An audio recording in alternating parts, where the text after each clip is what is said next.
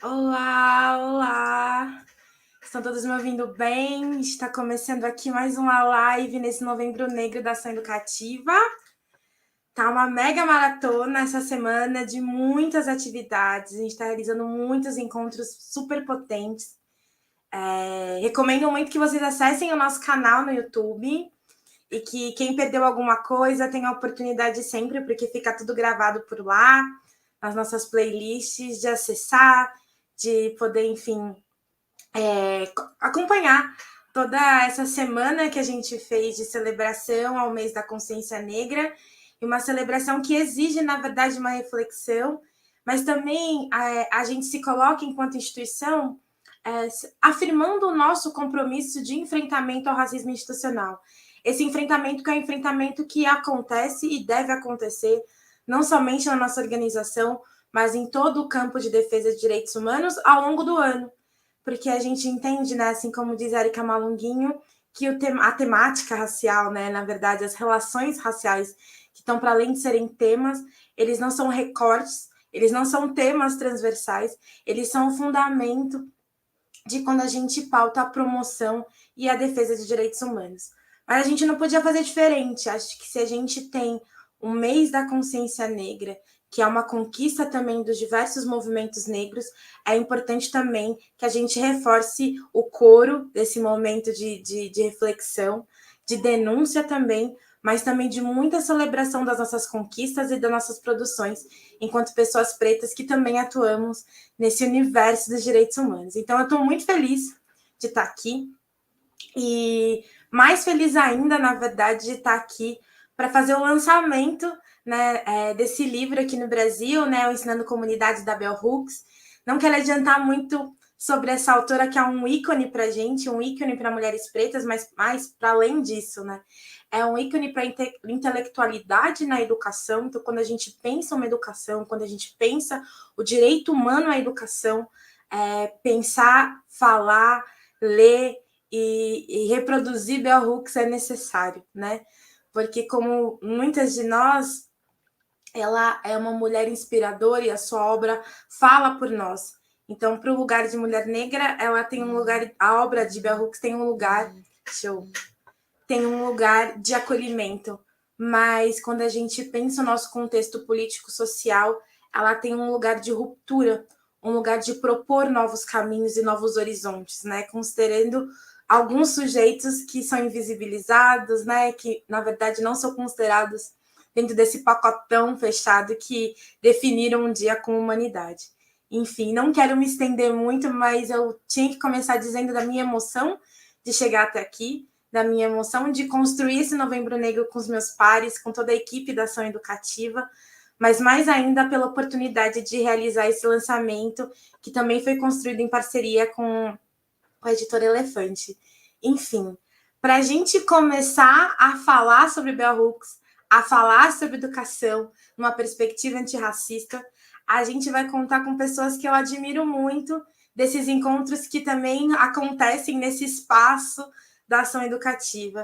O primeiro deles que eu gostaria de chamar aqui para que vocês conheçam e também deem as boas-vindas é o Vinícius. Bota aqui ele na tela.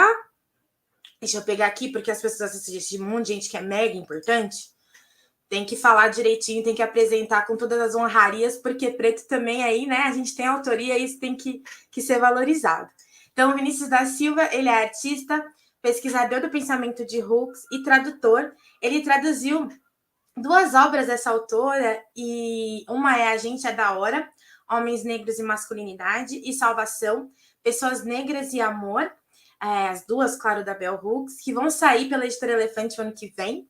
E ele também está fazendo licenciatura, né, Vini, em artes plásticas pela UFRJ.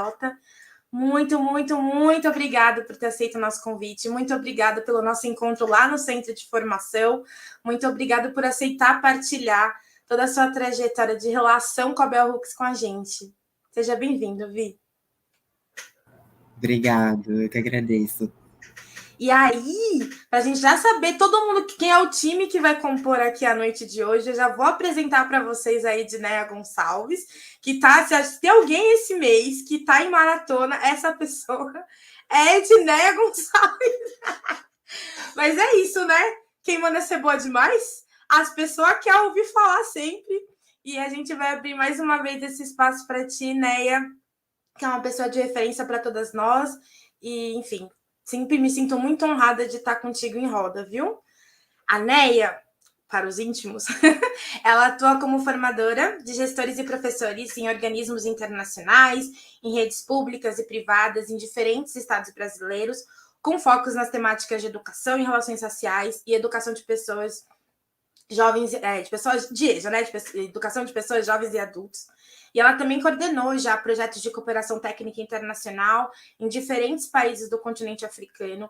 Ela tem uma ampla atuação nesse campo. Se vocês derem uma olhada aí nos canais do MASP, do SESC, do Itaú Cultural, da Unifesp e na Ação Educativa, vocês vão encontrar um pouquinho da produção da NEA, que é mega extensa. E aí, para brilhantar ainda mais o momento de hoje, a Neia, ela escreve o prefácio do livro que a gente vai lançar hoje. Então, a gente estava comentando aqui nos bastidores que esse livro chegou na gráfica esses dias. A gente está nesse momento de pré-venda, acessem lá o site da Editora Elefante. Mas Neia e Vinícius já leram essa obra, vão partilhar um pouquinho com a gente do que isso significa. Mas mais do que isso, Neia nos presenteia com esse prefácio, né? E isso é um momento de muita celebração. Acho que Neia, quando escreve, também escreve por nós, escreve para o Bell Hooks, é uma de nós construindo essa história, e a história da educação antirracista. Então, é um momento muito lindo essa noite, gente, eu estou emocionada, saindo totalmente do roteiro. A gente tem uma galera aqui nos bastidores, a BA, a Rá, que estão aqui para me controlar, então cuidem disso, porque hoje eu estou fora do corpo, e eu quero muito viver esse momento com vocês. E para a gente começar assim, a gente pensou que o Vini pudesse começar o debate contando um pouco para a gente quem é Bell Hooks, qual é a sua importância na pauta da educação, mas mais do que isso, né? Qual é a importância dela e da sua produção quando a gente pensa aí a produção de conhecimento preta, né? E que é super fundamental. E aí vem Neia trazendo spoilers também, um pouco da obra que vai chegar aí para todo mundo em breve. Acho que é isso. Vita, com você.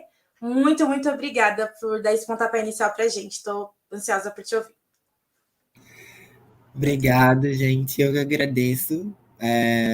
Primeiro, eu queria agradecer o convite, que chegou em muito boa hora. E é uma honra dividir essa mesa com a Enéia e estar aqui com vocês. Eu gosto muito do trabalho da ação educativa, já fiz cursos com vocês. E falar sobre essa obra, para mim, é muito importante, porque é uma das obras da Hooks que mais me marcaram também durante o meu estudo do pensamento de Hooks. Então, eu preparei uma fala bem curta. Eu vou falar um pouco sobre isso que a Julie pediu, um panorama mais geral, e vou comentar alguns tópicos do livro, assim, de uma forma bem panorâmica também, para já pavimentar o caminho para a Neia falar melhor sobre o prefácio e outros pontos do livro. Bom, a Hooks, né, que aquela introdução que a gente sempre faz, né?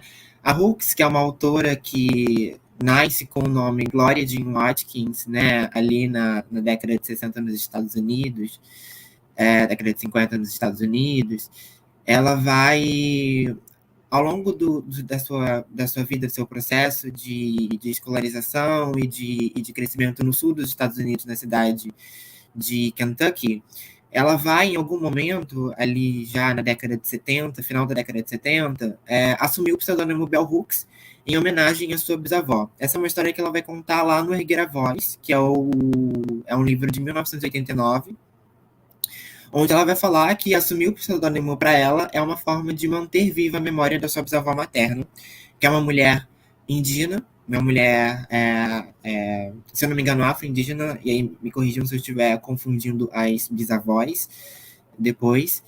E ela vai fazer esse movimento porque ela não gostava do que o nome Glória evocava na comunidade dela, e ela não gostava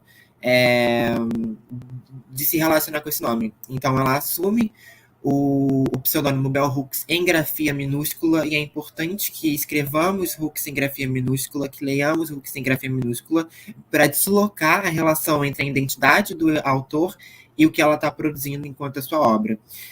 Ao longo de uma vasta obra, a Hooks ela é considerada uma das autoras mais prolíficas, né? Eu acho que essa é a palavra das autoras mais produtivas dos Estados Unidos, ao longo da sua vasta obra, que reúne quase 40 ou mais títulos, ela vai passar por vários temas que se unem de uma forma que a gente pode compreender o pensamento de Hooks enquanto sendo um sistema fractal.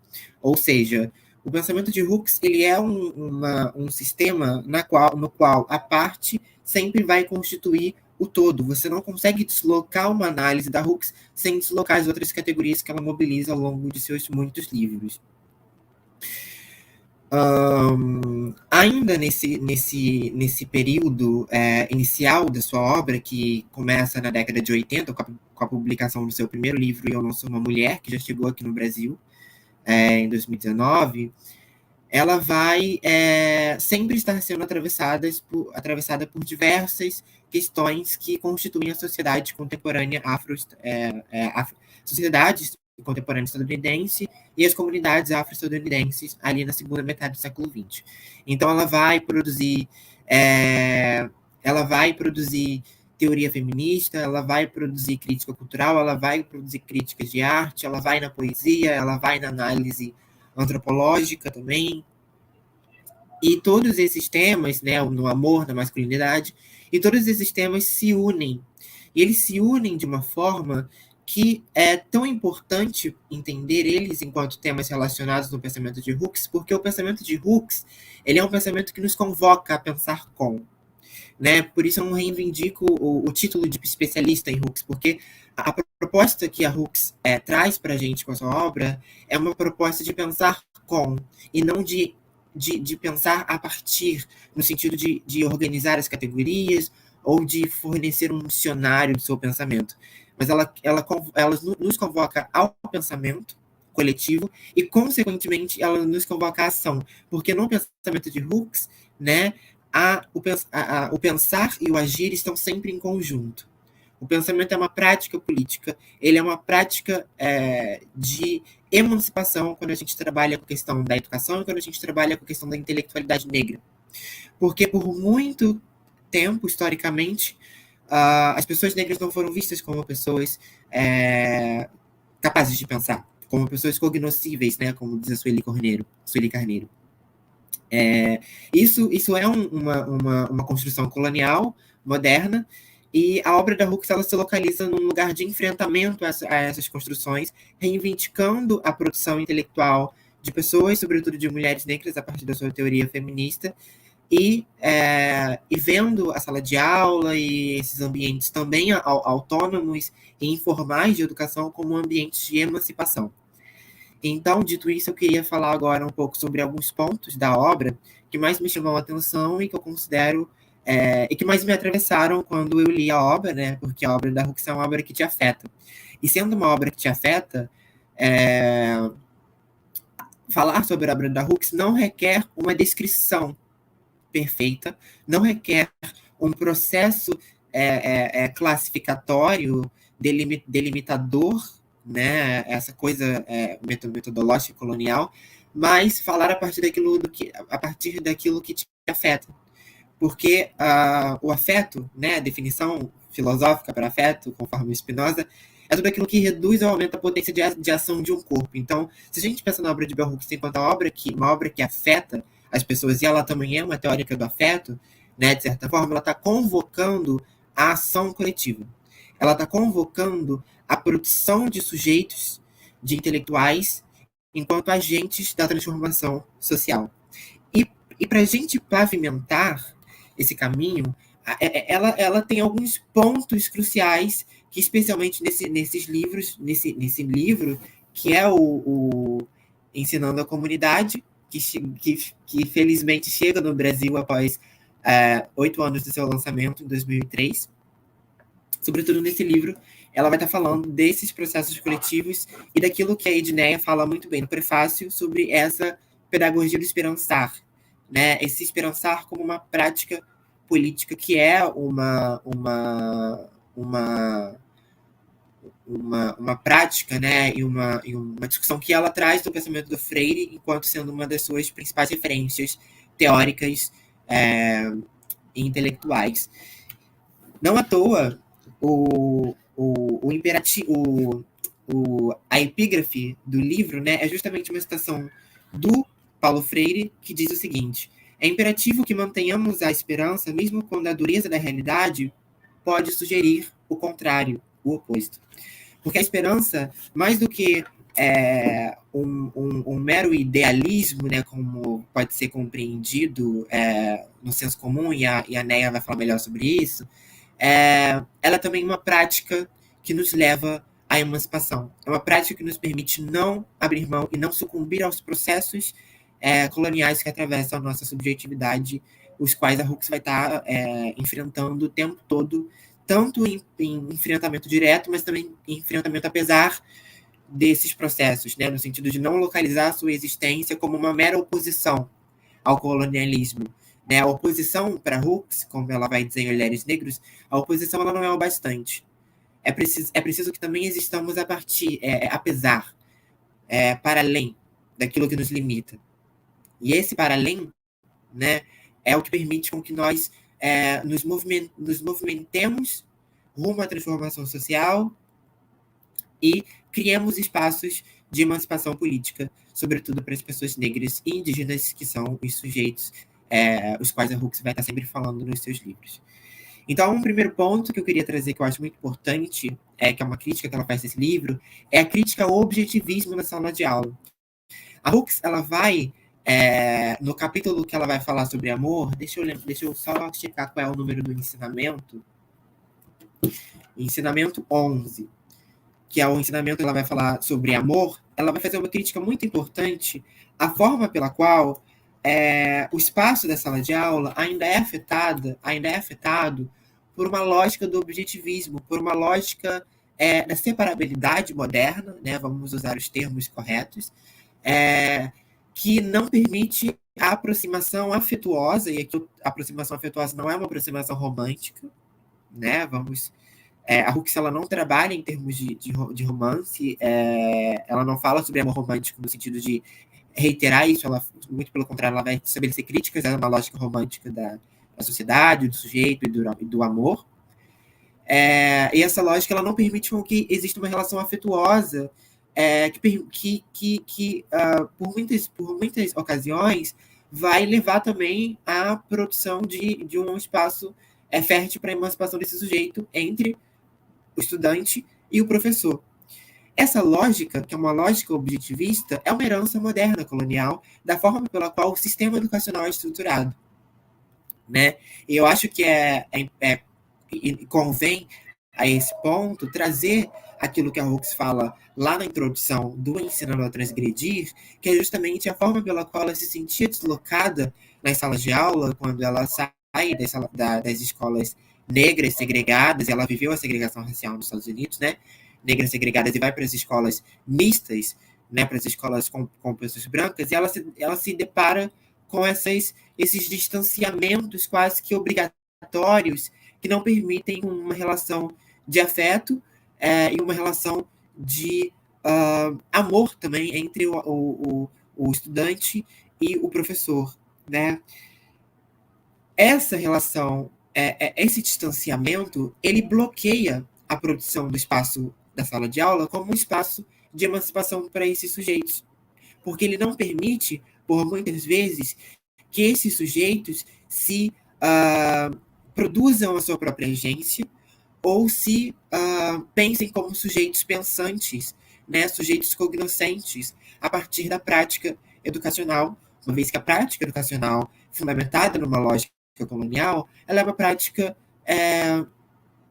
ainda muito marcada por uma herança dessas lógicas de conhecimento modernas, né, por essas metodologias modernas. Então, não se discute certos temas em sala de aula porque eles são vistos como tabu, por exemplo. A Hooks vai falar isso sobre o amor. Mas quando a gente fala sobre amor, a gente não está falando sobre uma questão romântica, a gente está falando sobre uma ética política, a gente está falando sobre uma ética da vida, e a gente está falando sobre aquilo que possibilita a transformação social. Que é uma coisa que eu discuto muito no meu livro, que é um livro que está para sair agora no final do ano ou no início do ano que vem, pela editora Picot, que se chama Fragmentos do Porvir, que é justamente o papel do amor na forma como a gente pensa a transformação social, que é um papel muito fundamental, mas que ele não vai assegurar a salvação. O amor não vai salvar o mundo, mas ele vai permitir com que nós cheguemos, com que nós pavimentemos o caminho da transformação social. Né? A Hooks vai dizer isso. Então, trazer essa discussão para a sala de aula é permitir com que esses sujeitos também criem uma visão saudável de si e uma agência epistemológica e filosófica, né, que vai fazer com que eles consigam se movimentar rumo à emancipação negra.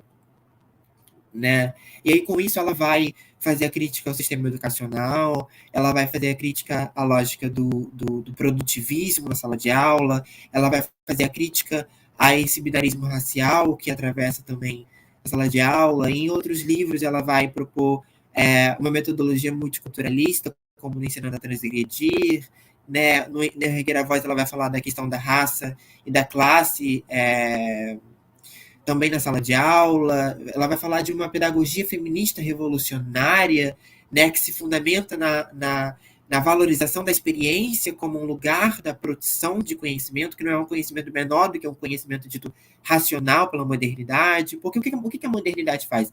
A modernidade, ela privilegia a razão em detrimento da experiência, né? A experiência no sentido kantiano da coisa, que é a experiência no âmbito das sensações, né? Mas a experiência também naquilo que o sujeito acumula enquanto uma experiência vivida. E no que se refere a esse acúmulo da experiência vivida, isso é muito importante para Hooks, porque isso também é conhecimento, que muitas vezes não se registra na forma escrita, quando a gente vai falar, por exemplo, de tradição, da tradição africana, né? Da tradição oral, mas que é passada oralmente, em formas de ensinamentos, como alguns livros dela são estruturados, né, de geração em geração, para garantir a manutenção desse legado, que é o que garante com que a Hooks se preocupe com a manutenção da memória da sua bisavó, assumindo o pseudônimo, que é o que garante, que é o que possibilita com que ela esteja preocupada em refletir sobre esses processos que atravessam a sociedade, como ela vai dizer, patriarcal, capitalista, imperialista, de supremacia branca, e como que a gente pode construir estratégias de enfrentamento e de resistência a esses mecanismos, para que nossas existências não sejam mais condicionadas àquilo que nos aprisiona, àquilo que nos silencia, e aquilo que não permite com que nós também vejamos a educação para além de um modelo, como vem sido pensado no Brasil, militarista, para além de um modelo tecnicista, mas a educação como uma ferramenta, como uma prática da liberdade, como já argumenta Freire e vai argumentar Hooks e todos os pensadores que vão pensar a partir de Hooks e com Hooks, né, ao longo desses mais de 30 anos que a Hooks vem produzindo, né. Eu acho que, por último, eu queria trazer uma discussão que é o papel da discussão, por exemplo, sobre raça, classe, gênero na sala de aula, que por muitas vezes são vistas como discussões inapropriadas, né, sobretudo em um contexto político de cerceamento que replica uma lógica de censura, né? E muitos cursos, inclusive cursos acadêmicos, não têm disciplinas que habilitam os educadores a estarem aptos para trabalhar com essas questões. Né? Eu faço licenciatura em artes plásticas e na minha grade obrigatória eu não tenho educação em relações étnico-raciais e eu não tenho alguma matéria que fale sobre gênero e sexualidade na sala de aula. E são questões que o tempo todo os professores se veem lidando com elas, porque nós somos sujeitos, e enquanto sujeitos nós somos diversos, e os sujeitos eles se constroem de formas diferentes, e é preciso, de acordo com a Hooks, construir uma sala de aula que abarque essas subjetividades múltiplas a partir da prática do esperançar, a partir da prática da liberdade, né, a partir da prática de uma prática que não sucumbe ao irrealismo, que não sucumbe a uma utopia desmedida, como diz a Verônica aqui no chat, né? Mas que sempre está afincada na crítica àquilo que nos cerca, que é esse patriarcado capitalista imperialista de supremacia branca. E como a gente consegue pensar em estratégias a partir das ferramentas que a Hooks nos oferece? Como a gente consegue, enquanto educadores, né, pensar numa pedagogia de esperançar, numa pedagogia da esperança, mesmo quando os tempos são tão sombrios quanto os nossos, e mesmo quando a gente enfrenta milhares de desafios que impossibilitam muitas das vezes a permanência de estudantes negros e indígenas e de vulnerabilidade em outras situações de vulnerabilidade social na faculdade e até mesmo no ensino fundamental e médio. Como a gente consegue pensar em estratégias para isso, né? Um dos nossos caminhos é justamente a construção de uma ética do amor, a construção de uma sala de aula que abarque a ética do amor enquanto um paradigma fundacional, né? Mas nunca enquanto uma política que pensa que se pensa enquanto um fim em si mesmo, né? Mas enquanto um caminho para que juntos, de fato, nós possamos caminhar para essa prática da liberdade, para essa liberdade que é uma luta constante, como já dizia a canção negra do século XX, que dá título ao livro da Angela Davis. Né? Como que nós conseguimos, de fato, pensar com Hooks, porque a Hooks também nos chama, ela nos traz um chamado à imaginação radical. E ela nos traz um chamado a agir e a nos movimentar rumo à transformação social e rumo à justiça social. Nesse sentido, o feminismo negro é uma ferramenta muito importante para o pensamento da Hooks, porque ele não diz respeito somente à emancipação de mulheres negras, como ela vai dizer lá no Eu Não Sou Uma Mulher, mas o feminismo negro possibilita a libertação e a emancipação de todos os sujeitos, porque ele é uma política de justiça social que pensa os sistemas de iluminação de forma imbricada e de forma interconectada, né?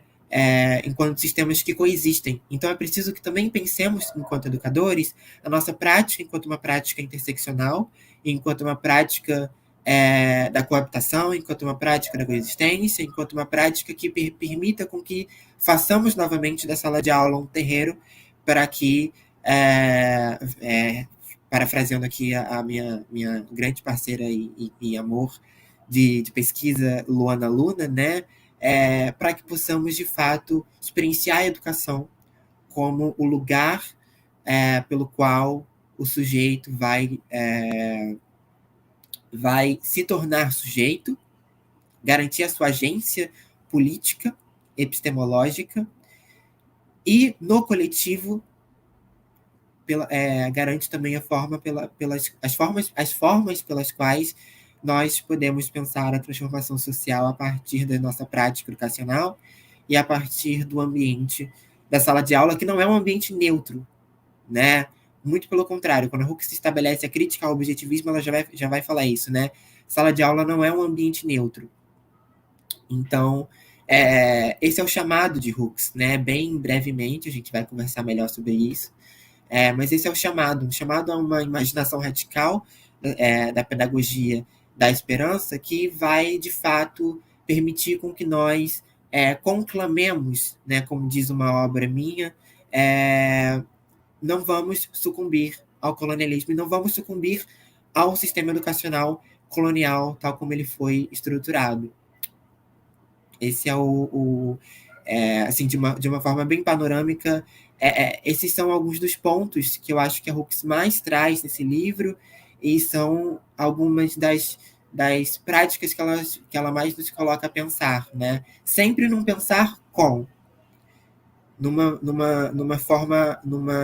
maneira horizontal do pensamento, né? Numa forma coletiva, como se estivéssemos fazendo uma roda, uma gira, né? Sempre num pensar e nunca no pensar em hierarquias, porque isso é o que a gente quer, de fato, abolir. Obrigado, gente. Muito obrigada a você, Vinícius. Acho que a gente começou muito bem. Acho que essa ideia da gente pensar novos horizontes a partir também dessa convocação, né, de Hooks tem a ver com a necessidade da gente romper com essa racionalidade moderna, né? O que a gente está falando dessa racionalidade moderna? É um jeito de ver o mundo, de estabelecer as relações dadas como naturais. Então, as pessoas estão nos lugares que estão porque assim é, né? Quem está em um determinado lugar de privilégio não se vê como um lugar de privilégio, porque não entende que há desigualdades, as coisas elas estão estruturadas assim, porque é fatal, né? Tem um livro que é o Mídia Radical, do John Downing, que ele sempre fala isso, na verdade, foi uma coisa que me chamou muita atenção quando eu li a primeira vez na graduação, em comunicação que eu fiz, que a gente consegue imaginar, e a obra artística traz isso, né? A gente consegue imaginar o fim do mundo de um montão de jeito, né? Vírus, onda, né, terremoto, ET, mas a gente não consegue muitas vezes. A nossa dificuldade em projetar um novo modelo de sociedade para além do capital vem se manifestando, inclusive, quando a gente olha para essas obras artísticas e estéticas. E é por isso que é preciso escutar as mulheres negras, é por isso que a gente precisa retomar o feminismo negro, e é desse lugar que Bell Hooks pauta, né? Que é a ideia de retomar essas utopias que a gente faz, que a gente gesta no dia a dia, mas sem perder o pé da realidade. Mas é algo que as mulheres pretas fazem porque isso é necessário para que a gente afirme a existência numa sociedade que nega a nossa humanidade. Então, acho que o caminho que você faz é muito didático para entender esse ponto de partida de Hooks, e mais do que isso, que eu acho que é o que eu mais admiro na obra dela, é o quanto ela está perto da gente, é o quanto ela se coloca próximo na própria escrita e na maneira que ela partilha, né, os conceitos e o modo que ela tem de ver o mundo. Então, muito obrigada por dar esse pontapé inicial. Já estou aqui mega entusiasmada. Queria botar na nossa roda aqui a Neide, né, Gonçalves, que escreveu esse prefácio do livro que a gente está lançando hoje, Ensinando Comunidades, em parceria com a Editora Elefante. Dineia, a palavra está contigo. Nossa, é muita responsabilidade falar depois do Vini, né? Eu fiquei aqui escutando, só no deleite. Eu esqueço que eu vou falar depois. Ontem aconteceu isso também. Eu esqueço que eu vou falar depois, eu fico escutando e vou embora, né? Mas maravilhoso, maravilhoso, Vini. Eu estava aqui viajando, eu acho que você traz.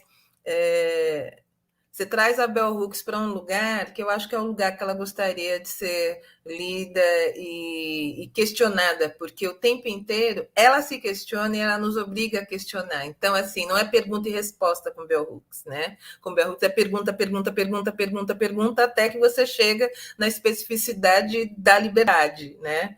E eu gosto disso, eu acho isso maravilhoso. Então, eu tenho que agradecer muito a Editora Elefante, a Ação Educativa, que me chamaram para fazer essa escrita, né?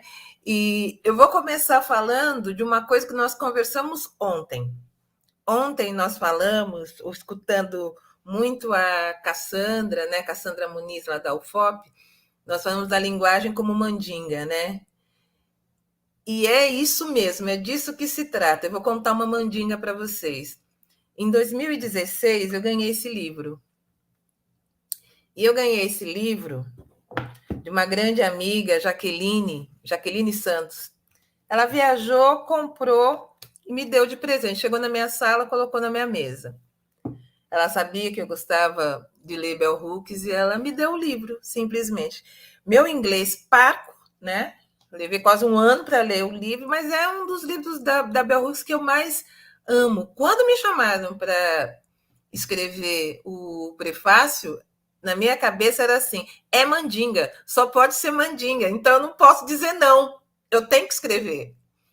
O livro já chegou antes, então eu tenho que escrever e vai ser uma experiência que tem que ser prazerosa. Se não for prazerosa, a gente nem começa, né? E eu quero que... Tem uma coisa que o Vini falou, enquanto ele estava falando, eu até busquei aqui a citação que eu fiz no comecinho do prefácio, que é da Bell Hooks, que ela fala sobre amor. E eu acho que sem amorosidade a gente não vai conseguir seguir falando de educação, seguir falando de educação que é significativa para todo mundo e, sobretudo, pensar na sala de aula como esse grande momento de confronto de diferentes visões de mundo para que as pessoas exerçam e construam liberdade, e liberdade como uma prática cotidiana. Então, eu vou ler uma frase que eu acho que dá muito tom para fazer essa ponte entre Vini e o que eu vou falar, que é educação, né? Começar por sempre pensar no amor como uma ação, em vez de um sentimento.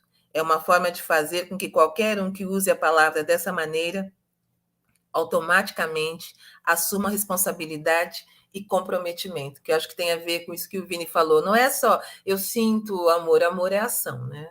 Amor é comprometimento e é responsabilidade com se estar em um lugar, em um mundo que é racista, que é hostil à história, que o corpo, que a mente das mulheres pretas representam. Então, é desse lugar que eu falo também, né?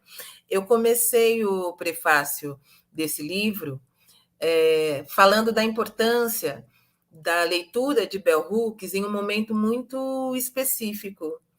Nos anos 90, Sueli Carneiro, Beatriz Nascimento, Luísa Bairros, sobretudo Lélia Gonzalez, Teresa Santos, essas referências que hoje nós lemos, fazemos assim com a mãozinha quando a gente chega perto, elas eram a nossa grande experiência, a nossa grande história, as nossas grandes referências na formação ativista. E essas referências, elas foram não só as facilitadoras para que nós fôssemos atrás de ler, porque naquela época não tinha internet, gente. Os textos circulavam com traduções caseiras, então eu lia Lélia Gonzalez e ouvia Lélia Gonzalez nos encontros do movimento de mulheres e homens negros, e aí chegava um texto de Angela Davis, chegava um texto de Bell Hooks nos anos 90, no começo dos anos 90, traduzidos de forma muito comunitária, muito solidária. Esse momento em que essas cabeças, essas intelectualidades se encontraram e criaram um ponto de partida para que a gente pudesse continuar reivindicando atenção, respeito, reparação, tinha como ponto também central uma ideia que eu acho que é muito importante a gente ainda trazer, né? A especificidade da vivência das mulheres pretas no seu confronto com o racismo e o sexismo. Isso que para a gente hoje é fundante do feminismo negro, que a gente acha, beleza, isso era falar lá nos anos 90, gente. Então, falar isso 30 anos atrás, dentro do movimento negro mesmo, já era uma coisa bem difícil, muito chocante. E para nós que somos crias desse momento, crias dessas mulheres que fizeram com que isso acontecesse, a leitura da Bell Hooks, ela chega também como um alento. Eu me lembro que os primeiros textos que eu li da Bell Hooks eram os textos em que eu buscava conforto, acolhimento, carinho e afeto, sobretudo. Um texto como Alisando Nossos Cabelos é um texto que eu acho central para entender um momento muito importante na vida das mulheres negras, que era a nossa relação com a estética e com o nosso cabelo, mas lá atrás, nos anos 70, nos anos 80, porque o que ela diz é o seguinte: sabe esse cabelo que é alisado? Para que a gente possa conseguir emprego, para que a gente possa circular e ganhar dinheiro, sem vivenciar mais uma das camadas das humilhações. Esse cabelo, ele também tinha um sentido de marcar um momento muito importante, que era essa transição da adolescência e juventude, quando as mulheres pretas se juntavam dentro das casas e alisavam uma o cabelo da outra. O que a gente fala hoje da trança, do desejo que a gente tem de ter o nosso cabelo e a nossa estética respeitada, vista como bonita, interessante e importante, como elemento crucial das nossas identidades e da nossa força, lá nos anos 70, nos anos 80, tinha esse ingrediente que nós nunca tínhamos pensado. A gente só queria parar de alisar o cabelo. E aí ela traz isso. Esse detalhe, lembra, dentro da sala, às vezes dentro da cozinha, pequenininha, das casas mínimas, aquele monte de mulher, uma arrumando o cabelo da outra para ir no baile? Bell Hooks é isso. É essa pessoa que resgata a possibilidade de nós vermos beleza, de nós vermos afeto e acolhimento naquele momento, naquele lugar. E a Bell Hooks, ela faz isso também quando ela fala de educação.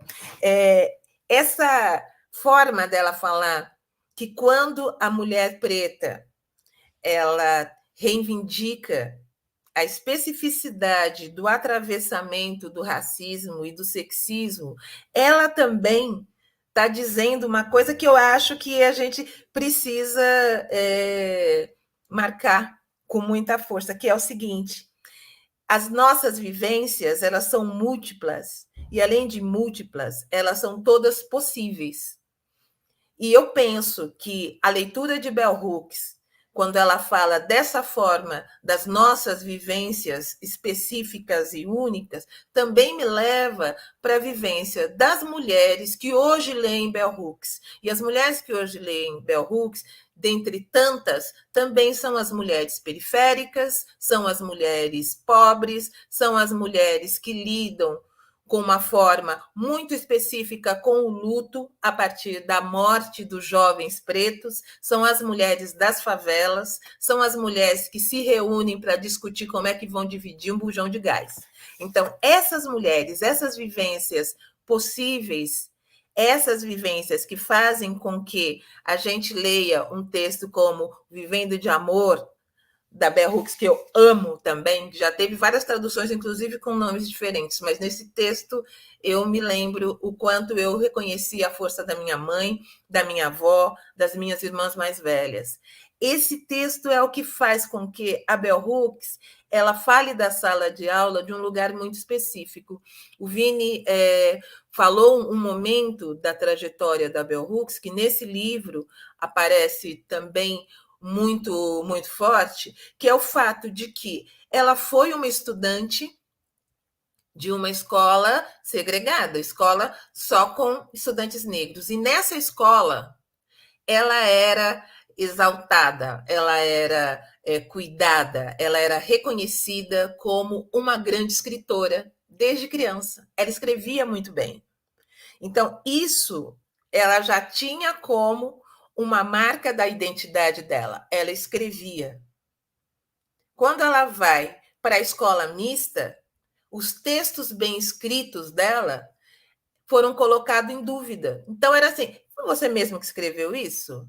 Ela falou, eu não estava acostumada com a desconfiança, com a minha competência, com a minha possibilidade de produzir textos bem escritos. Eu fui formada para isso. Como assim? E quando ela vai falar, e ela cita esse momento do início do trabalho dela na universidade, ela tem uma carreira brilhante como docente do ensino superior, acontece a mesma coisa, essa visão da desconfiança para com a sua competência. Nós, mulheres pretas, que estamos o tempo inteiro aqui no Brasil lidando com as desconfianças para com a nossa competência, para com a nossa capacidade de construir inovação, conhecimentos novos, conhecimentos diferenciados e que realmente deem conta de explicar esse mundo complexo, a Bell Hooks lá atrás ela já falava disso. Nesse livro, ela fala que quando a sala de aula dela está lotada, e é lotada mesmo, e os estudantes prestam muita atenção no que ela está falando, os outros docentes pensam o seguinte: mas será que ela é realmente essa intelectual densa? Ou será que ela não é só exótica? Será que o que ela está dizendo, será que esse conhecimento que está atraindo os estudantes é realmente um conhecimento que deva levar o nome de conhecimento acadêmico, ou eles estão lá porque é mais fácil.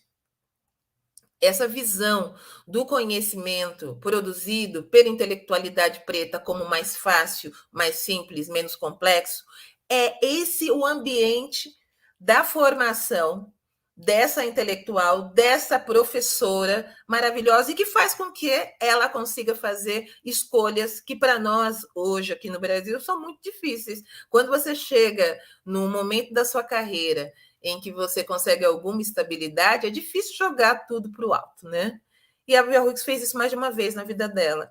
Então, quando nós, educadoras brasileiras, lemos Bell Hooks e nos encontramos nesse lugar da desconfiança para com os nossos conhecimentos, esse lugar de ter o tempo inteiro de provar a complexidade do que nós estamos dizendo e a despreocupação para com a aceitação da supremacia branca.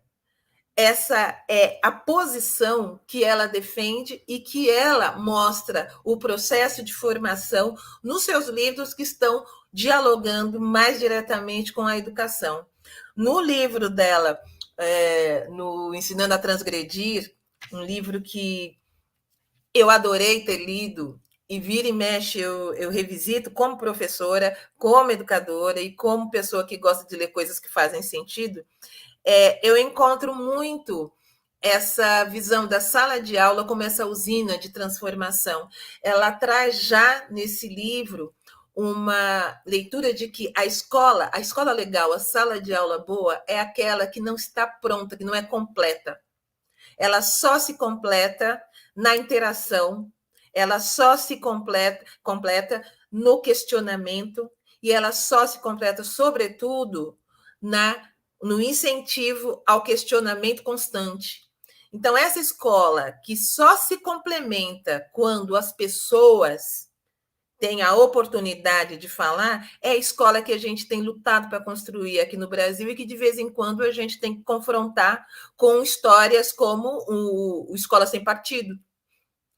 Essa escola que fala desse professor, que é o professor pronto para o questionamento, pronto para ser questionado, o professor que chega na sala de aula sabendo que a aprendizagem significativa só acontece a partir do confronto, a partir do conhecimento escolar, que vai se encontrar com o conhecimento do território, das culturas e das pessoas.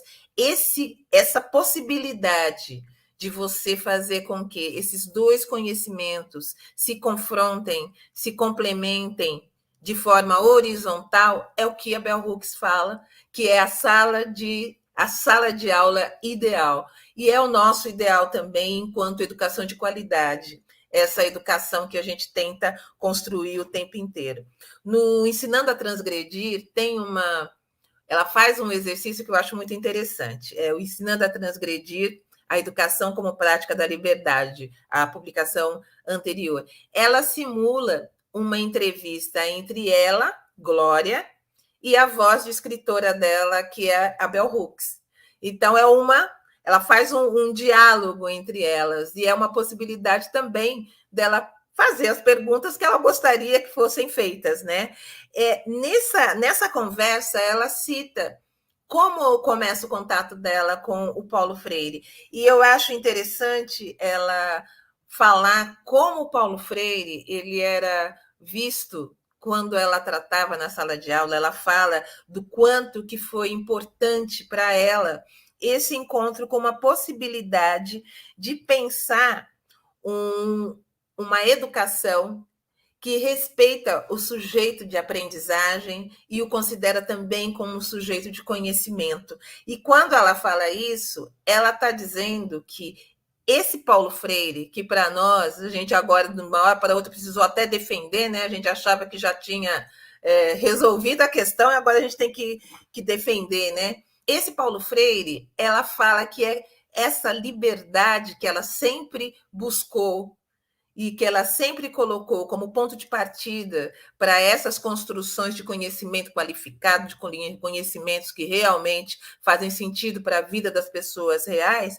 Esse Paulo Freire, ele está num país totalmente distante, está falando de campesinos, está falando de pessoas pobres e está falando do direito à educação dessas pessoas. E os estudantes que tiveram contato com Paulo Freire, ela falava que, quando ela falava de Paulo Freire, eles tinham duas posições. Ou eles tinham um interesse meio voyeurístico de falar, vou olhar esse cara, que personagem interessante, né? Que personagem é esse Paulo Freire, totalmente distanciado do que o Paulo Freire falava e do cenário que ele estava trazendo, que ele estava explicitando. De um outro lado, um interesse tremendo em pensar nessas pessoas pobres, nos camponeses, pensar o quanto essa educação era importante, mas também aí tira de cena o personagem Paulo Freire. E o que ela diz é que pensar Paulo Freire tem que se pensar a partir de um cenário, de um contexto, que é um contexto político importantíssimo e um contexto político de repressão e reação à repressão. Ela está falando de Paulo Freire, dizendo que, quando a gente pensa em Paulo Freire, nós temos de pensar na trajetória desse homem que, apesar de todas as opressões, apesar da ditadura, ele reafirmou o seu pensamento e a sua pedagogia fundada na liberdade. Para ela, essa trajetória do Paulo Freire faz sentido, e faz sentido o que ele escreve, porque a vida dele conforma isso, comporta isso e divulga isso. Tem uma coisa muito importante nesse livro que a Elefante acabou de lançar, que eu acho que a gente precisa ter um olhar muito especial, né? Ela fala da transformação da sala de aula o tempo inteiro. E ela fala nessa transformação da sala de aula a partir da amorosidade e do fortalecimento da autoestima dos estudantes. E aí eu fico pensando nas salas de aula que eu frequentei como mulher, como menina, como criança preta. As salas de aulas que eu frequentei, nunca, mas nunca, gente, na minha infância, principalmente na educação básica, teve como um grande objetivo o fortalecimento da minha autoestima. Eu sou filha de um restaurador de livros, que é um homem que era um coveiro de cemitério, que virou na época da prefeitura, o trabalho dele era de limpeza de biblioteca, limpeza de livros. Ele era um faxineiro, num ambiente que fazia um restauro. E o meu pai aprendeu a restaurar livros. Só que o meu pai, ele restaurava, ele lia os livros. E ele levava livros para casa. Então, desde muito pequena, naqueles 3 cômodos que moravam 9 pessoas, grande parte do ambiente era ocupado por livros. Eu era uma leitora desde os 5 anos de idade. Na escola, eu queria contar dos livros que eu lia, que eram os livros que minhas irmãs liam. Essa sala de aula que a Bell Hooks fala que é esse ambiente em que essas potências se encontram, não era a minha sala de aula, porque eu era uma aluna que irritava extremamente as professoras de literatura. E esse fato de ter um ambiente leitor dentro de casa, de ter as histórias da minha mãe, e a minha mãe era uma narradora maravilhosa, esse confronto da escola como ambiente em que a leitura não era bem vista, as histórias da minha mãe não entravam, e onde eu tinha que produzir textos que eu achava que não faziam sentido porque eu queria discutir o texto, fizeram com que eu começasse a pensar que o ambiente de construção de conhecimento não era o ambiente escolar, era o ambiente da minha casa. E foi assim que eu comecei a ler textos que meu irmão me trazia das reuniões do Movimento Negro Unificado, das reuniões que as minhas irmãs faziam enquanto se encontravam para discutir a Jovem Guarda, para discutir as músicas, nas músicas que a minha mãe cantava, as histórias que ela contava e, sobretudo, os livros que eu lia. Pensar na escola como esse lugar em que você consegue fazer a transposição dos conhecimentos que estão na vida para produzir conhecimento relevante para a sua comunidade, para a sua vida e para a continuidade da aprendizagem, não é realmente o que a gente normalmente tem como memória escolar, mas é o que a Bell Hooks fala, que é a única possibilidade possível de continuarmos aprendendo. A escola que a gente hoje tenta, de tudo quanto é jeito, revolucionar, é porque essa escola, ela foi feita, ela tem sido questionada por estudantes como eu, como o Vini, como a Júlia, como a Raquel Luanda, como pessoas que passaram pelo ambiente escolar para fazer pergunta, porque nós já tínhamos um conhecimento, nós já tínhamos possibilidades de fazer com que essa sala de aula se também transformasse num ambiente de pertença, um ambiente em que os nossos conhecimentos fossem acolhidos, né? Uma coisa que eu acho que é importante também falar sobre a Bell Hooks, quando eu penso nos textos que eu li desse livro, que vocês têm que ler, gente, tem que ler. Tem que ler, é maravilhoso. Ela fala sobre uma rede de sustentação das micro-resistências diárias. Essas micro-resistências diárias ao racismo, ao sexismo, que ela o tempo inteiro fala que é o que constrói a teia, essa rede de proteção à nossa saúde mental, a nossa possibilidade de viver família, amor, de viver amizade, de viver com autoestima, essa rede de micro-resistência, ela é coletiva. E é coletiva a partir da possibilidade de nós discutirmos o cotidiano de enfrentamento numa vida que é um ambiente que se dá num ambiente racista estruturalmente, um ambiente hostil ao nosso corpo, à nossa história e ao que nós representamos enquanto história desse país. A Bell Hooks está falando de micro-resistência e a gente está pensando na micro-resistência no ambiente de trabalho, no ambiente familiar, na rua, na nossa circulação pela cidade. Ela está falando de micro-resistência e micro-resistência é o que faz com que a gente consiga construir coletivamente essa rede de proteção geral. O oitavo... Ela tem vários ensinamentos, mas no oitavo ensinamento, ela fala que nesse ambiente segregado, em que as pessoas normalmente pensavam, coitadinha das crianças lá recebendo, não tem a possibilidade de ir para onde queriam, essa educação, será que era uma educação de qualidade ou não?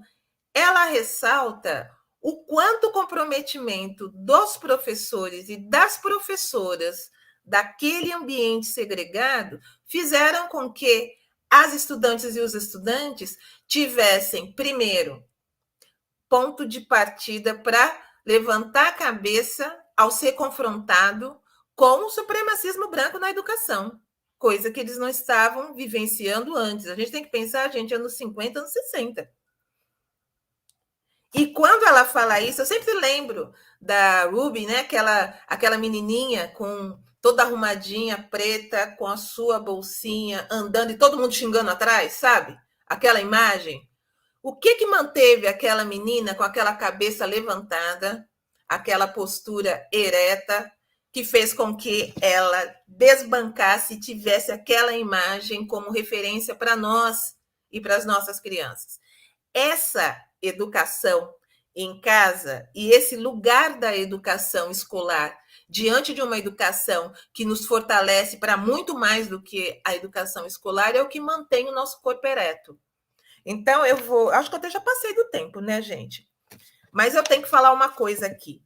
Eu tenho que falar que esses conhecimentos que a Bell Hooks fala que são os conhecimentos essenciais para que a gente possa aprender e continuar aprendendo, ele faz parte dessas comunidades de resistência que a gente tem no movimento negro, no ativismo, a gente tem no cotidiano de contato, no nosso aquilombamento. E esse aquilombamento, ele também é produtor de um outro tipo de saber, A nossa educação, ela ainda tem uma lacuna enorme, enorme, gente, que passa por não reconhecer as nossas memórias ancestrais como ingrediente importante de inovação, de tecnologia. Nossa memória é uma verdadeira tecnologia. A forma como nós conseguimos manter os nossos saberes intactos a partir das linguagens, a partir da língua, a partir do Yorubá, a partir dos terreiros. Esse conhecimento, ele tem um corpo que hoje tem sido registrado por muitas pessoas. Ontem eu estive com duas que para mim são essenciais. Ana Lúcia Silva Souza, falando de letramento de resistência, Cassandra Muniz, falando sobre linguagem como mandinga. Então, para nós não interessa, como diz a Bell Hooks hoje, nos alimentar de um conhecimento que é gestado a partir do supremacismo branco, a partir do machismo e do sexismo. Para nós, o que interessa hoje é registrar uma trajetória de construção de conhecimentos que fortalece a nossa coluna ereta, a nossa cabeça criativa e a nossa possibilidade de criar possibilidades afrofuturistas de educação para as nossas crianças. Então, eu tenho isso para falar hoje e agora vamos para a conversa. Obrigada, gente. Maravilha, Neia, muito obrigada. Acho que Bea pode colocar também o Vini por aqui. A gente está recebendo várias mensagens legais aqui no chat. Muita gente elogiando muito a fala de vocês. Eu reforço esse coro de todo mundo. Porque é uma aula, né? E poder ler Bell Hooks, poder ler o Ensinando Comunidades depois desse encontro, coloca a gente também em um outro lugar para compreender a escrita de Hooks, né? Para compreender também como ela apresenta seus conceitos, a maneira que ela se coloca em relação ao leitor. E aí, para a gente ir para esse segundo momento que a gente pode conversar e falar um pouco mais, convido todo mundo que está aqui com a gente para que envie suas perguntas. Chegou uma aqui no chat, mas eu também trouxe uma, então eu queria fazer duas perguntas nesse momento. Nesse livro aqui, né, Olhares Negros, Raça e Representação, tem uma passagem que acho que dialoga muito com tanto que o Vinícius disse e Ednael disse, de uma compreensão de que quando você lê Hooks é como se você estivesse lendo uma caixinha de ferramentas e estratégias também de sobrevivência quando se é preto na sociedade, né? Você vai se identificando com muitas das passagens, né? E vai aprendendo, na verdade, muita coisa para lidar com esse cotidiano. E tem uma passagem que eu acho muito boa, que eu queria ler rapidamente para vocês, se vocês me permitirem, que é nesse livro Olhares Negros, Raça e Representação, que ela fala assim, ó, é no capítulo 11, representações da branquitude na imaginação negra. Embora nunca tenha existido um grupo oficial de pessoas negras nos Estados Unidos que se reunissem como antropólogos ou etnógrafos para estudar a branquitude, as pessoas negras da escravidão até hoje vêm compartilhando em conversas um conhecimento especial sobre a branquitude, reunido a partir de uma observação atenta das pessoas brancas. Especial porque não é um modo de conhecimento que foi totalmente registrado por escrito. Seu objetivo era ajudar as pessoas negras a lidar com e sobreviver em uma sociedade supremacista branca. Durante anos, empregados domésticos negros, trabalhando em lares brancos, agindo como informantes, trouxeram conhecimento para as comunidades segregadas. Detalhes, fatos e leituras psicológicas do outro branco. Essa acho que foi uma das primeiras vezes que eu li um autor colocando o branco e a branquitude, o branco enquanto sujeito como outro, e a branquitude enquanto sistema como algo já desvendado pelas pessoas pretas. E eu acho muito bonito quando ela coloca quem é o autor dessa análise psicológica, política e social da branquitude, do sistema da branquitude. Né? Então, ela vai falar dos empregados domésticos negros. Vai colocar essas pessoas como autores desse conhecimento. Então, ela fala, né? Embora eles não sejam etnólogos ou antropólogos e nem se coloquem assim na sociedade, o que eles estão fazendo é produzindo conhecimento para essa comunidade. E isso é algo que me marca muito na obra de Hooks. E é daí que eu gostaria de fazer a primeira provocação, assim, nem é uma pergunta, na verdade é mais uma reflexão que eu venho fazendo, que quando o Hooks pauta uma educação, a gente pode atrelar no momento que a gente vive hoje a esse debate da necessidade de uma construção antirracista que passe pela ideia, né, essa ideia de que o racismo ele não é uma questão somente das pessoas pretas. Né? A gente até vê iniciativas, agora na marcha teve, né, essa frente nacional antirracista, muitos intelectuais brancos se colocando para discutir a branquitude, né, e a branquitude, a necessidade de discussão da branquitude, despontando aí como uma das manchetes desse momento que a gente vem atravessando quando a gente pauta racismo na nossa sociedade. E aí eu queria eu queria ouvir um pouco de vocês, a partir da perspectiva de Hooks, como que a gente compreende a superação exatamente na educação, quando a gente pensa na escola, quando a gente pensa na prática docente, na relação com os alunos e tudo mais, dessa branquitude, porque tem trechos nesse livro que eu acho que ela traz a dimensão do que isso significa para as comunidades negras, né? Ela fala claramente sobre terrorismo racial, que no imaginário negro a branquitude ocupa o lugar do terror, né? Aí ela vai falar um pouco da própria experiência, né? Por exemplo, sabe aquela energia de, tipo, de não querer passar de tal rua porque você sabe que alguém pode te levar e vai dar muito ruim? Isso tinha a ver com os bairros brancos, né? E acho que a gente consegue traçar outros paralelos na nossa realidade. Mas mesmo apontando esse lugar para localizar as pessoas pretas, tem uma parte ainda nesse capítulo que ela dialoga com uma outra mulher preta que é casada com uma pessoa branca. E aí elas falam, que eu acho que é muito legal, sobre a síndrome de fadiga de gente branca. Então ela pergunta, beleza, você está aqui nessa palestra com seu marido, e quando chega em casa você não aguenta mais lidar com isso?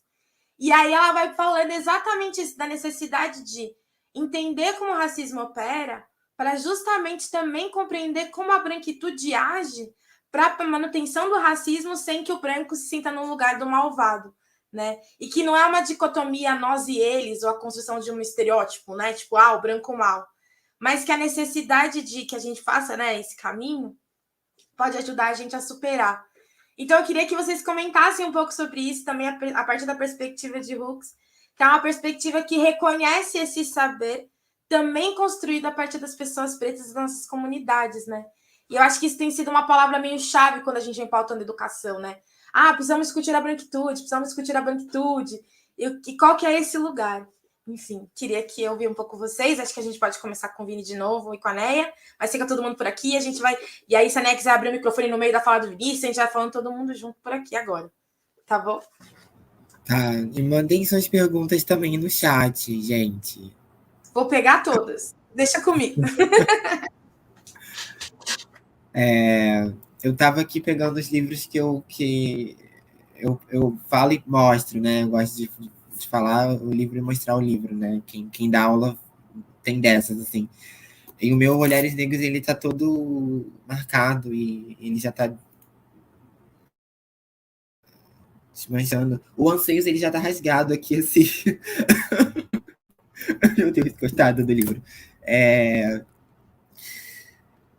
uma pergunta muito difícil, mas olha só.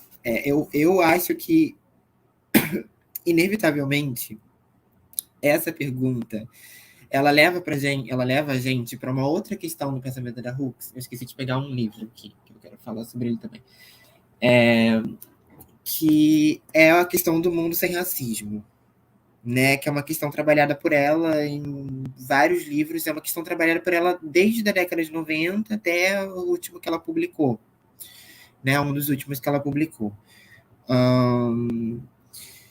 E aí você fala sobre uma certa dicotomia, né? Que a Hooks ela não é uma autora dicotômica, mas o racismo é uma dinâmica que cria dicotomias, né? Mesmo ele não sendo a mesma racialização não sendo tão dicotômica, porque o outro colonial abarca diferentes marcas sociais na construção da diferença cultural, né? Que é aquilo que vai produzir os sistemas de opressão e dominação a partir de um paradigma colonial moderno.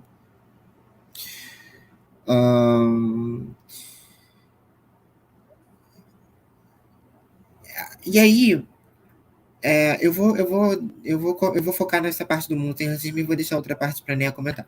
E aí, como eu disse, isso leva a gente para essa questão do pensamento da Hooks, que é o mundo sem racismo. Eu venho trabalhando com uma questão a partir do pensamento negro radical, e a partir disso que a gente vem chamando de pensamento travesti, né? E eu sou uma pessoa não binária, né? Que é a questão do fim do mundo, né? Você tocou nesse ponto, né? E aí a gente trabalha com a Hartman, com o Du Bois, com o Robin Kelly, com a Denise Ferreira da Silva, J. Mombassa, Abigail Campos Leal, enfim, eu dou aulas sobre isso também. E recentemente eu publiquei um texto que foi premiado no concurso da Serrote, que é o Barricadas para o Fim do Mundo. Se vocês colocarem Barricadas para o Fim do Mundo, Vinícius ou Serrote, já aparece no Google que ele está acesso liberado lá no site da Serrote, também no meu perfil da academia.edu. Eu toco nesse ponto. E eu falo que esse processo do fim do mundo, né, ele é um processo que passa também pela ética do amor, né, e que esse processo não é necessariamente um processo que como a Hooks nos convoca a pensar, né? A Hooks é uma autora anarquista, não é um processo que se rende a um niilismo, né? Porque o niilismo para ela é um problema, como ela já vai se apropriar da análise do Cornel West. Né? O niilismo para ela é um problema, porque o niilismo para ela é a ausência desse desejo de viver, né? E ele é incompatível com uma ética do amor e, consequentemente, com aquilo que o Cornel vai chamar de política de conversão, que é o que a Hooks se apropria lá no Salvation, que é uma das minhas obras, eu acho que é uma das principais obras dela, assim, que eu acho que é uma das obras mais cruciais de teoria crítica mesmo, né, que ela está ali discutindo temas muito importantes. E aí a gente se pergunta, gente, o que é o fim do mundo? Né? Quando a gente discute o fim do mundo, e eu insiro a Hooks nessa tradição do pensamento negro radical, a gente está falando sobre as possibilidades de recriação do mundo. Né? E a gente está falando das possibilidades de recriação do mundo a partir do ponto de vista do colonizado. E nesse novo mundo, que já são mundos que já existem, né? Como diz a Cynthia Guedes, que são mundos que já existem, o colonizado não existe, porque não existe o colonizador. Né? Então é importante. Ponto de vista do colonizado, mas não existe o colonizado, porque é um processo de descolonização fanoniana mesmo, é a substituição de um paradigma por outro. E aí, voltando aqui ao centro da questão para eu finalizar, senão eu enrolo demais. E aí, qual é a questão principal? Em 95, ela publica um livro chamado Killing Rage, né, que é esse daqui, que pode ser traduzido como... Uma amiga minha traduziu esse título como Raiva Assassina, né, alguma coisa assim, mas tem esse sentido de um sentimento de raiva, nem sei como traduz isso. Mas o subtítulo é Acabando com o Racismo. Ending Racism. Né? E em 2012, ela publica esse daqui, Writing Beyond Race, que esse daqui vai sair pela Elefante em algum momento também. Esse eu sei que vai sair. O Killing Rage eu não sei. No Killing Rage, tem um capítulo, que é o último capítulo, que se chama A Comunidade Amada, O Mundo Sem Racismo. E nesse livro, Writing Beyond Race, que é o último livro que ela escreve, né, ela vai pensar o que seria escrever para além da raça. Porque, de alguma forma, quando a gente fala sobre o mundo sem racismo, a gente fala sobre a superação da categoria racial. E falar sobre a superação da categoria racial não é abandonar o debate racial, não é ignorar a existência do racismo. É assumir que ele é uma problemática branca, como a Grada faz, por exemplo, como você fala, né? Mas é também analisar os impactos desse processo na nossa própria subjetividade, a fim de entender como superar a raça. Porque e superar a raça não é meramente uma utopia pós-racial, uma coisa de harmonia racial. Não, é justamente a abolição de um paradigma de diferença cultural, que é o que a Hooks vai estar pensando ao longo da obra dela.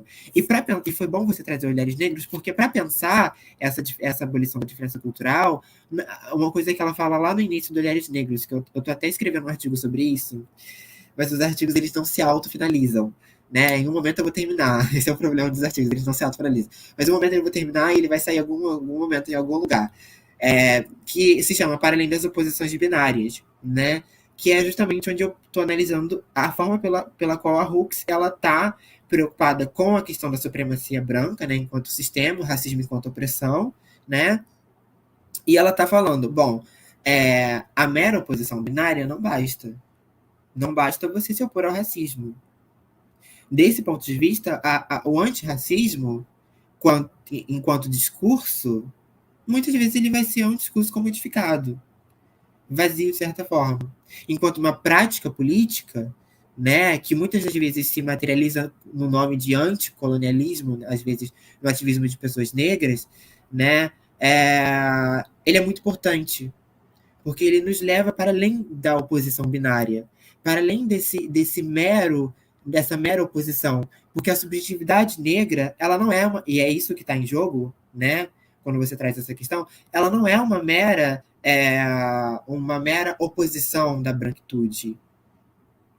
Ela está para além da branquitude. E ela continua existindo para além da branquitude. E do que fundamenta a branquitude enquanto uma hierarquia violenta. Né? E, sobretudo, enquanto imaginário. Porque a grande parte da obra toda a obra da Hooks, ela é fundamentada na lógica da representação. O discurso produz materialidade e ele produz a forma como a gente se relaciona com o mundo, como a gente se relaciona com as coisas e como as opressões se organizam. E como a gente internaliza essas opressões. Então, quando você fala sobre essa questão de uma prática antirracista, né, a gente está falando sobre o fim do mundo como conhecemos, citando Denise Ferreira da Silva, né, e sobre esse mundo sem racismo, que não é a negação, citando Bell Hooks, não é a negação da diferença racial, mas é a construção de um mundo que não faz a diferença racial e uma lógica de hierarquização social. E aí a pergunta que fica, é uma coisa que a Neia falou, ela foi bem no ponto do pensamento da Hooks. A pergunta que fica é como? A Hooks não responde as questões. Né? A Hooks é uma autora provocativa. Ela é uma autora que convoca as pessoas a pensar com ela. Né? E eu também tenho muito disso na minha escrita, porque, né, a Hooks é a minha influência, principalmente minha principal influência. Isso é muito importante, porque a questão que você coloca é uma questão que nos leva a uma espécie de, bom, a gente tem que fazer isso. Como a gente vai fazer é a pergunta que a sua questão gera. Que é uma pergunta difícil, mas que, se analisada pela lógica da política, ela só pode ser respondida uma vez que a gente já está fazendo. Né? Porque uma vez que juntos, né, os sujeitos sociais, né, o resultado da política, ele está sempre na dimensão daquilo que a Hannah Arendt chama de imprevisível. A política sempre lida com a imprevisibilidade. E eu penso que a Hooks também faz isso quando ela se nega a dar vereditos sobre as coisas, quando ela se nega a fechar conceitos, né? Quando ela se nega a encerrar discussões. Né? Porque a discussão do mundo sem racismo é uma discussão que não acaba no pensamento dela, mas que atravessa o tempo todo nós, enquanto pessoas negras, que estamos pensando, né, como chegar a esse lugar, né? A gente tem os pontos, mas não é uma reta, né? É um caminho um pouco mais complexo que uma reta, né? Citando a Leda, um pouco mais espiralar do que uma coisa direta. E é por isso que é difícil trabalhar com isso. Então, assim, eu respondi essa pergunta com uma provocação a partir da Hooks. A gente só tá na Hooks. Eu faço uma, você faz outra, e a Bea vai terminar com outra. O negócio é deixar questões e deixar as pessoas pensando, para elas pensarem na gente depois. Sim. Obrigada, Vini. Neia, por favor. A Bell Hooks fala da sala de aula, né? Descreve uma sala de aula como uma comunidade de resistência, né? Que convoca professores, gestores, alunos, tudo, a construir essa resistência, mas ela alerta também da insuficiência dessa comunidade de resistência para que você possa construir possibilidades de vida maior que sobrevida. Ela fala que você precisa disso para existir academicamente, inclusive. Ela está falando da universidade, principalmente.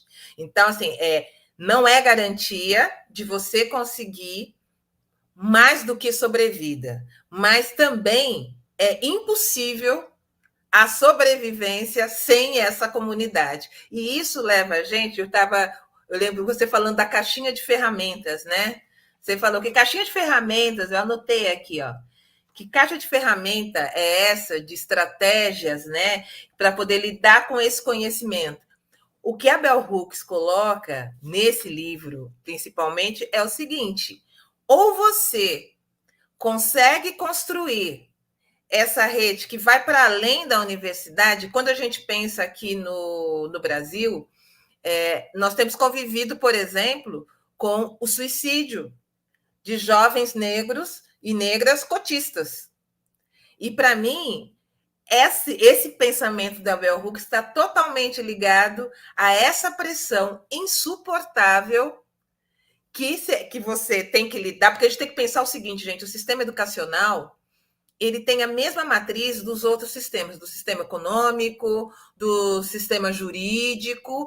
É um sistema construído para manter privilégios, e privilégios que são fundados no escravismo e no colonialismo. Então, é disso que nós estamos falando, né? É com isso que se está lidando. E quando a gente pode ter todas as estratégias, mas se não tiver fora desse ambiente escolar, universitário ou não, também a possibilidade de você construir uma vida fora, e vida, quando eu falo de Bell Hooks, é vida que tem amor, é que tem pertença, é que tem as relações que nos sustentam e que sustentam a nossa identidade, que sustentam a nossa autoestima e que sustentam os conhecimentos ancestrais que fazem com que nós consigamos fazer essa leitura que você falou, citando os empregados domésticos desse texto dela, que eu acho incrível a forma como ela coloca. Ela fala: por que é tão apurada essa visão, essa leitura, a forma como eles expressam o funcionamento da branquitude? Porque é uma questão de sobrevivência não só simbólica, mas física também. É uma questão de sobrevivência você fazer essa leitura. O que acontece se o corpo preto é visto como uma grande unidade, sem especificidades, preto é tudo igual, preto é tudo a mesma coisa, tudo um pacote, para nós que temos as nossas especificidades e conhecemos também na nossa caixa de ferramentas de identidades e de fortalecimentos, também formas de fazer essa leitura relacional entre branco e preto, se nós temos essa capacidade como estratégia de sobrevivência, nós também temos que levar essa caixa de ferramenta para a nossa vida e para a nossa história acadêmica. É uma fábrica de moer preto. A gente sabe disso. A gente sabe que é. Agora, o que tem acontecido, que eu tenho achado muito interessante, ontem nós conversamos isso, a Ana Lu falou: como é que se lida com esses coletivos juvenis que estão entrando na universidade agora? Primeiro, sustentando a vida dessas pessoas, porque não é fácil. Eles vão chegar do jeito que a Bell Hooks chega lá na escola mista, sabendo que ela é uma boa escritora, sabendo que sabe fazer uma leitura, e vai encontrar o quê? Um ambiente construído para a manutenção do supremacismo branco. Se é isso que vai ter pela frente, a gente aprende antes a lidar. O que eu estava dizendo da necessidade de se manter ereto é por causa disso. Eu falei, eu acho que tem uma coisa, Júlio, na tua pergunta, que é muito importante colocar.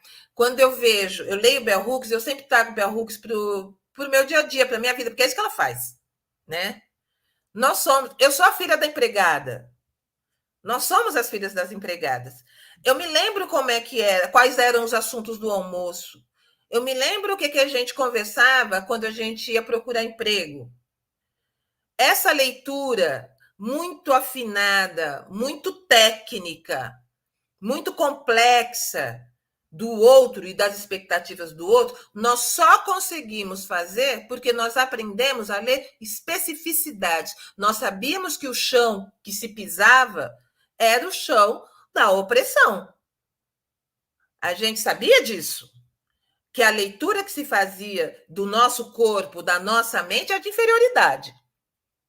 Para que a gente pudesse sobreviver, para que a gente pudesse ter emprego, dinheiro, comida, roupa, para poder sair no final de semana e festar, para a gente poder amar, a gente precisava fazer também essa leitura afinada. E isso nós aprendemos. Isso está na nossa ancestralidade. Isso está na sobrevivência de corpos que não eram para estar aqui agora falando com esse monte de gente. Nós não estávamos previstos. Não era para a gente estar aqui. E já que estamos, é porque esse conhecimento é um conhecimento que ele anda de forma horizontal, nos sustentando nos enfrentamentos e nas resistências à imprevisibilidade que o outro acha que tem a ver com o jeito que a gente leva a vida. Parece que leva a vida sem pensar, sem se planejar, não pensa no dia de amanhã. Não, a gente tem que manter vivo primeiro. Primeiro tem que se manter vivo. E isso passa por saúde mental, isso passa por acolhimento de histórias, individualidades, identidades. As pessoas pretas que estão nas universidades hoje são pessoas LGBTQIA+. As pessoas que estão lá na universidade são as mulheres gordas, de cabelo duro. As pessoas que estão entrando na pós-graduação e reivindicando o lugar de intelectuais estão chegando com o cabelo dredado. É isso que a gente conseguiu a partir do momento em que essa comunidade de resistência, que a Bell Hooks ela fala de uma forma brilhante, ela fala, não é suficiente, mas ai de vocês se não tiver. Ai de vocês se não tiver. Isso que o Vini coloca, que ela fala, ela não fecha um modelo, ela não te dá uma caixa. Ela fala, olha, se não considerar isso aqui, você não considera isso também. E vai aumentando, ela não vai reduzindo. Ela não vai reduzindo, porque quando se fala em liberdade como fundamento, como princípio, você não tem como reduzir.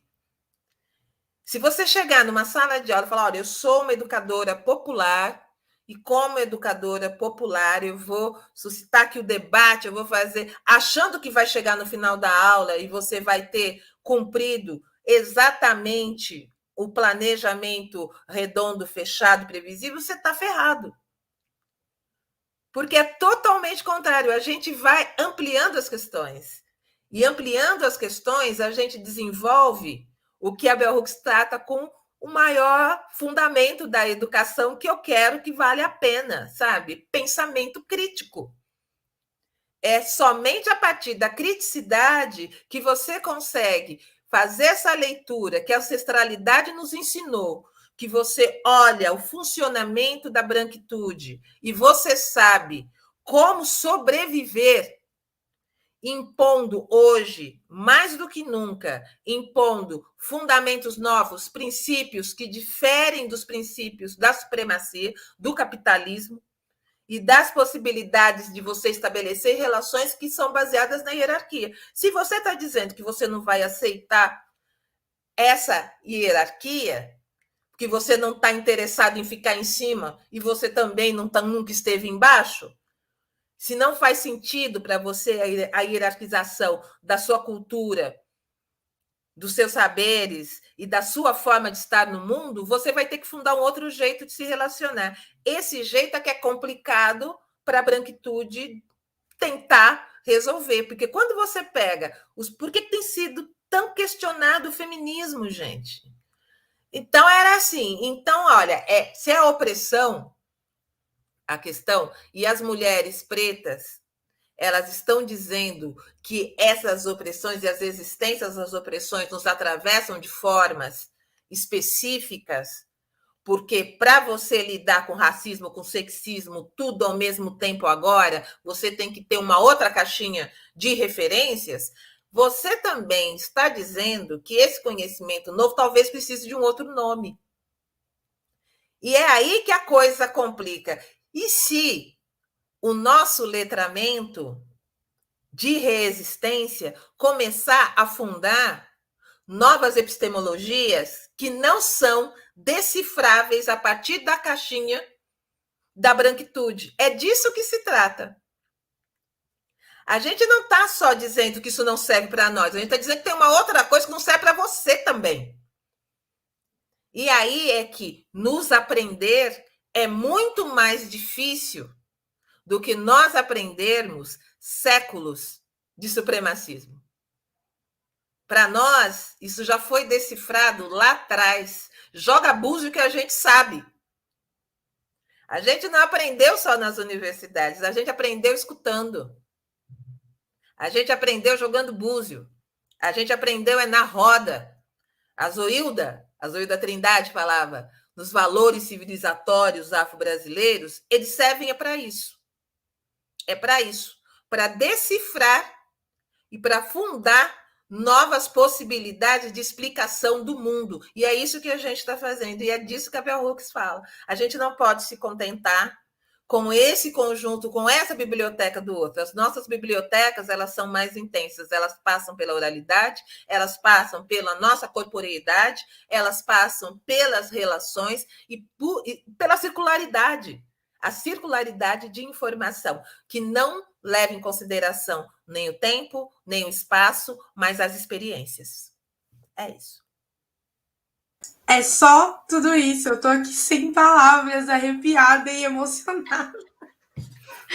Gente, a gente tem que encerrar, mas eu prometi que ia fazer a pergunta da Carol Nascimento. Então, a gente faz a pergunta dela e aí eu passo para vocês fazerem os comentários que avaliarem pertinente e fazerem suas considerações finais.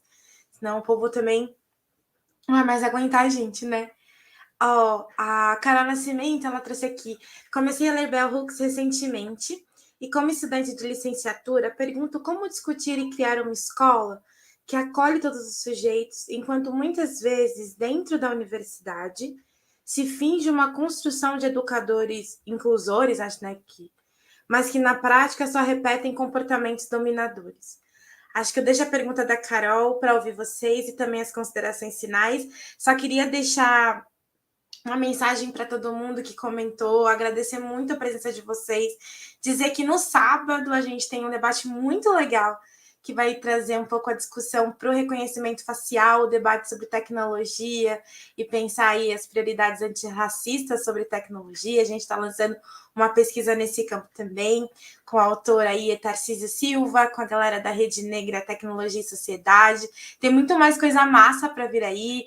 Também tem um pocket show do artista Calef Castro. A gente está arrasando, tem muito mais coisa.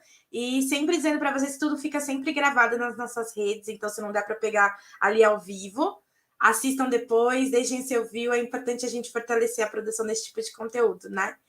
Então bora lá e dá um abraço aqui na Maria Pascoal Souza, que trouxe aqui, ó, Quilombo de Bairro Alto, Salva a Terra para presente. Muito, muito obrigada pela presença de vocês. Eu queria poder falar o nome de cada um, todo mundo aqui que escreveu, enfim, agradecer demais a presença de todo mundo que esteve aqui com a gente nessa noite, tá? Acho que vai passando comentário de todo mundo que eu não consegui falar enquanto o Vini responde a pergunta de Carol e faz as suas considerações finais também. Obrigada. Tá, eu vou... Acho que a gente pode deixar a pergunta aqui embaixo para facilitar. Não sei, Pé, se você pode me ajudar. Só colocar a segunda parte. Eu consigo ver a pergunta. Ah, é verdade. Vocês conseguem ver também. Maravilha, maravilha. Mas o consegue pessoal que está assistindo a gente, é a pergunta da Carol que a gente está dialogando agora, tá bom? Tá, eu vou... É bom estar nessa mesa porque, embora eu dê aula, eu tô ocupando a graduação, né? Então eu tô no lugar de um estudante e a Edneia já tem experiência com a formação. Então eu vou focar em responder a pergunta a partir da minha própria experiência com o ensino técnico. Eu fiz técnico, né, ensino médio técnico, e com a graduação, então eu vou tentar abarcar isso a partir do lugar do estudante, e vou deixar para a Diné responder a partir do lugar da formação dos professores, que eu acho que já fecha muito bem, assim, e também já emendo nas minhas considerações. A pergunta que eu faço, assim, você coloca uma questão muito importante, mas a pergunta que eu faço é: o sistema educacional está preparado para receber esses sujeitos? Né? Porque quando a Edneia fala que o sistema educacional ele replica, eu vou aqui operar nos termos da Denise, né? Ele replica as bases do pensamento moderno. A gente está falando de um sistema kantiano, de um sistema de influência kantiana, hegeliana. A gente está falando de uma lógica do conhecimento que privilegia a razão, né? Como eu havia dito antes, né? Na fala. Privilegiando a razão, eu tenho a impressão, enquanto estudante, né, que às vezes os professores apagam essas diferenças culturais na sala de aula, como se os processos educacionais eles fossem ser recebidos de forma igual por todas as pessoas, como se essas pessoas não chegassem na sala de aula a partir de um lugar específico na sociedade, que é uma coisa que a Hooks também discute, né? Eu vou evitar citar nome de matérias e professores por uma questão ética, mas eu tenho eu discuto às vezes com os meus colegas de turma algumas experiências assim da faculdade, que a gente fica bom, tudo bem, esse professor ele está perto de se aposentar, mas isso não justifica a forma como ele opera nos termos dos anos 80, por exemplo, para se referir às pessoas negras, LGBTs, né? E é daí que vem a minha pergunta: será que o sistema educacional está preparado para trabalhar com essas diferenças? Porque isso implicaria, do meu ponto de vista, eu vou usar o termo reforma, mas eu, enquanto anarquista, estou mais para uma abolição. Mas uma reforma do sistema educacional, que eu também admito que a reforma possibilita a revolução, Rosa Luxemburgo, enfim, né? Vamos encurtar o assunto rapidinho. Mas, enfim, eu fico pensando nisso, né? Enquanto estudante, o que eu venho fazendo é tensionar algumas discussões, né? A partir do meu repertório, que é um repertório que eu acumulo do ensino técnico, né? Eu tive o privilégio de fazer pesquisa no técnico, de publicar artigo desde 17 anos. Então, a partir disso, eu venho perguntando. Eu, enquanto no lugar de estudante, eu percebo que a universidade, sobretudo, ainda tem muito a se modificar para receber esses sujeitos e para de fato construir educadores inclusivos, né, inclusores, né, mas a inclusão ela também não basta. É preciso entender isso. A inclusão ela também não basta, porque a lógica da inclusão ela é uma lógica que em alguma medida, em algum momento, quando a gente vai ampliando, né, a gente vai perceber que ela está operando nos termos de um binarismo. A inclusão racial não foi fundamental, por exemplo, nos Estados Unidos, porque ainda assim existiam aparatos legais, né, aparelhos ideológicos do Estado que garantiam a submissão, qual é a palavra que eu esqueci? A subjugação racial dessas pessoas, né? Então é preciso pensar com os estudantes também, né? E os estudantes tensionam isso muito, o movimento estudantil está aí tensionando muito isso, os coletivos negros nas faculdades, os núcleos de gênero e diversidade, né? Eu trabalhei com o núcleo de gênero e diversidade no IFRJ, onde eu me formei, né? Agora eu estou no UFRJ. Eu fico pensando, a gente tem que pensar novas possibilidades, mas essas novas possibilidades elas não virão de uma instância superior, elas virão a partir daqueles que estão sendo afetados pelos modos os quais você ensina, né? E aí é um desafio também, né? Como eu não atuo na formação, eu dou aula, mas como eu não atuo na formação de pessoas, ainda eu não vou deixar para nem essa parte da resposta. E agora eu vou fazer as minhas considerações. Eu queria novamente agradecer muito o convite. Para mim é uma honra estar participando do lançamento de uma autora que eu venho estudando há uns 4 anos e ainda assim não terminei de ler a obra dela, porque ela escreveu coisa pra caramba, né? E todo o meu caminho com a Hooks, ele foi um caminho muito fora da universidade. Então eu conto com a Rosane Borges, com a Mariléia de Almeida, com o Anderson Flor, que são amigos meus, e agora a Edneia também, né? Que são pessoas que me salvam e me ajudam muito quando eu tenho questões com a Hooks, porque a Hooks é uma autora que, embora acessível, ela traz questões complexas também, né? E ela coloca a gente para pensar e a gente fica assim, eu não estou entendendo, então a gente tem que reler e reler, porque o pensamento crítico é isso, é um exercício, né? Ele é uma prática, né? E é uma honra estar dividindo isso com vocês. Eu convido vocês a me seguirem nas redes. O meu arroba é @biovinicius com X, né? Esse bio é da época que eu estudava no técnico, mas ficou, e aí o pessoal hoje me chama de Biovinicius, então ela já virou a marca. Tanto no Instagram quanto no Twitter. E aí lá vocês encontram o meu trabalho, né? No link para a academia, eu tenho vários artigos publicados também. Na maioria deles eu coloco a Hooks em perspectiva. Tem planos aí nesse meu próximo texto também de colocar a Hooks em diálogo com a Denise, que dá um diálogo bem interessante. Inclusive, ele tá quase pronto, gente, mas ele não fica pronto sozinho, esse é o problema. E eu acho que é isso, né? Foi uma baita conversa. Para mim é uma honra dividir a mesa com vocês. Eu adoro a ação educativa. Eu fiz o curso da Mariléia lá, sobre Hooks. Foi esse ano, eu acho. Ano passado, eu não lembro. E podem contar comigo. Contaremos Acho que é demais. isso. Foi dos encontros mais bonitos que a gente teve ano passado, num momento muito difícil de pandemia. Eu também fiz o curso da Marileia e a gente se encontrou. Quando a gente teve, a Néia chegou falando, nossa, escreveu o prefácio. Meu Deus, o Vinícius precisa fazer parte disso com a gente. Então, obrigado você por ter vindo aqui e partilhado tanto de Bell Hooks, assim. E eu recomendo demais, já tô aqui seguindo também nas redes sociais para saber das novidades e ficar por dentro de tudo, viu, gente? Sigam lá o Vini. Néia, por favor. Ai, gente, olha, foi uma delícia, viu? Eu estou na maratona, mas é só por causa desses momentos que eu entro numa maratona dessas, para ter esse prazer. Vini, é muito bom te ouvir. Rapaz, quero ler tuas coisas. Quero muito, quero muito. Foi um aprendizado imenso, né? Agora, vamos lá, vamos para a resposta da Carol. Carol, eu vou te falar da minha experiência como professora. Eu sempre coloco, eu sou educadora popular e tem alguns pontos de partida que podem ajudar você a pensar nisso. É só para você saber para onde olhar, porque cada um faz de um jeito, sabe? Primeira coisa é você ter a certeza de que os estudantes sabem.